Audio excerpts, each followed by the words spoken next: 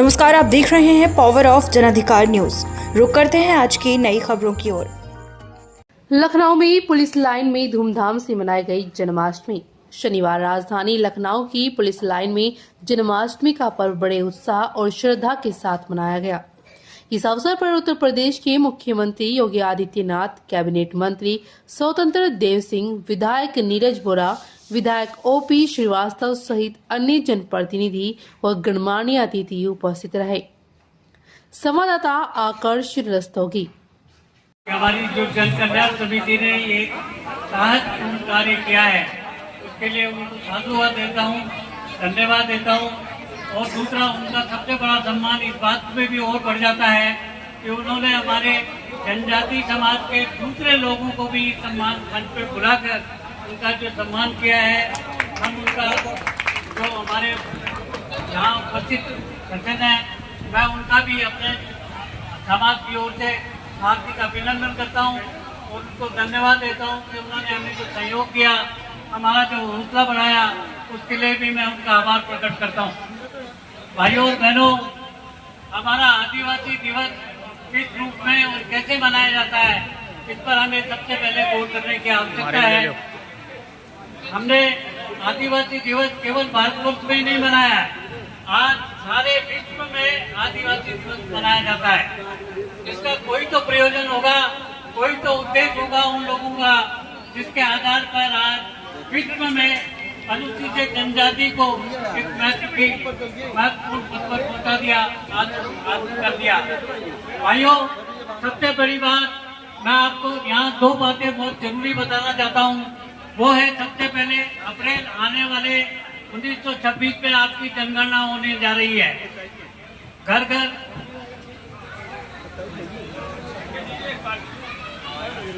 इसलिए माताएं और बहनें खास करके उनको ध्यान देने की आवश्यकता है कि जनगणना के जो भी अधिकारी आवे वो खाली पत्र पे साइन नहीं करें, अपने सामने अपने समाज का नाम लिखे, हिंदी और अंग्रेजी में दोनों में नाम लिखवाएं।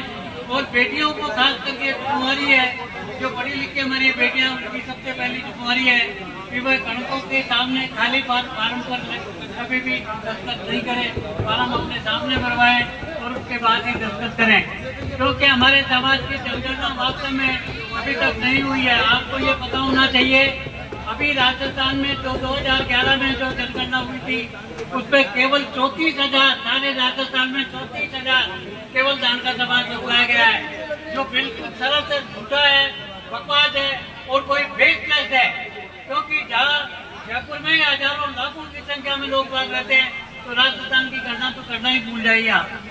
दूसरा जो महत्वपूर्ण मुद्दा है, हमें अभी 2-4 दिन 12 तारीख को इसी महीने में हम अविनाश गहलोत साहब के समाज कल्याण मंत्री से मिले थे और हमारी जो समस्या पिछले 6 सालों से चल रही है, उसके संबंध में हमारी उनसे वार्तालाप हुई है। मैं समाज के सभी आप उपस्थित सज्जनों से ये कहना चाहता हूँ कि 18 तारीख को उन्होंने वापस अपने बदले पर जानकार समाज को आमंत्रित किया है, इसलिए आप ज्यादा से ज्यादा 9:30 बजे तक 10 बजे तक वहाँ पधारें और उस ज्यादा से ज्यादा अगर आप वहाँ उपस्थित होंगे तो हम मंत्री महोदय को ये बातें करेंगे कि वो हमारी समस्या पर ध्यान दें और जल्दी से जल्दी, हम पिछले 6 सालों से इस समाज कल्याण विभाग के अत्याचारों से पीड़ित हैं। हमने किसी भी लेवल पर किसी भी अधिकारी को नहीं छोड़ा है जिससे हमने वार्तालाप नहीं की है, लेकिन सब के सब अपने हाथ ऊपर करते हैं और ये कहते हैं कि आप सीएम साहब से और समाज कल्याण मंत्री से ही बात करो, वही आपकी समस्या का समाधान ढूंढ सकते हैं। इसलिए मैं पुनः आपसे निवेदन करता हूँ कि 18 तारीख को आप समाज कल्याण मंत्री के बगले पर सिविल लाइन में पधारे और हमारे एकता का परिचय दे कि समाज सारा संगठित है। और हम और आपको ये भी बताना उसकी समझता हूँ कि आज हनुमानगढ़ में 11 तारीख से हमारे समाज के लोग हड़ताल पर है और कलेक्टर से बुलाकर के उन्होंने उनकी मांगों को मान लिया है और उन्होंने सरकार से बात करने की बात कही है।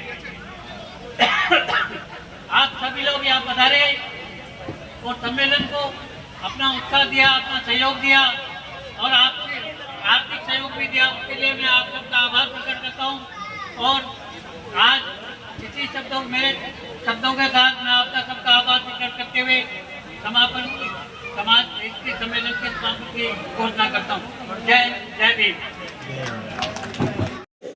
5000 वर्ष पहले भगवान श्री कृष्ण स्वयं ही सज्जन शक्ति के संरक्षण और दुर्जन शक्ति के संहार के लिए जो प्रेरणा प्रदान कर रहे हैं, आज भी पुलिस इसे अपने जीवन का हिस्सा मान करके, अपने कर्तव्यों का हिस्सा मान करके निरंतर उससे प्रेरित होती है।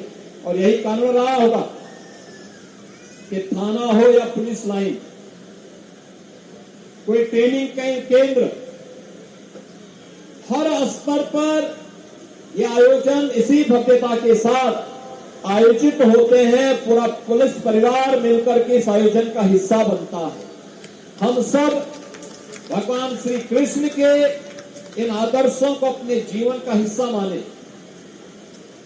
जीवन का अंग बनाए, जिससे एक सकारात्मक ताकतों के माध्यम से हम राष्ट्रीय कर्तव्यों का ईमानदारी पूर्वक निर्वहन कर सकें और नकारात्मक ताकतों को पूरी तरह दरकिनार करते हुए समाज को शांति, सौहार्द और एकता, एकात्मता के पथ पर अग्रसर करने में सफल